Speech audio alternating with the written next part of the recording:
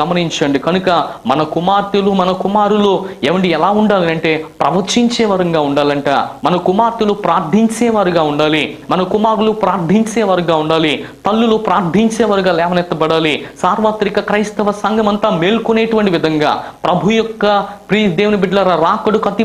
సమీపంగా ఉన్నటువంటి మనము ప్రభువుని ఆయుత్తపరిచేటువంటి ప్రార్థనలు మనం చేయాలని, తద్వారా మన దేశాన్ని రక్షించుకోవలసినటువంటి బాధ్యత మన మీదనే ఉంది అనేటువంటి విషయాన్ని కూడా తెలుసుకొని ఈ రోజున ప్రియ దేవుని బిడ్డలారా గమనించండి, వేదనతో బాధతో అనేకమైనటువంటి విషయాలలో తపన చేత ఈ రోజున ప్రార్థన ఎలా చేయాలంటే, ఒక స్త్రీ ప్రియ దేవుని బిడ్డలారా గమనించండి, ఆ యొక్క ప్రసవ వేదన పడుతున్నటువంటి రీతిగా ఎంతగానైతే వేదన పడుతూ ఆ బిడ్డను కంటుందో, అలాగా మన సంఘంలో ప్రార్థనతో మనం కూడా సంఘస్థులను మన ప్రార్థనలో అనేకమైన వారిని కూడా మనం కనాలని ప్రభు పేరట మరొకసారి మీకు నేను మనవి చేస్తున్నాను ప్రియ దేవుని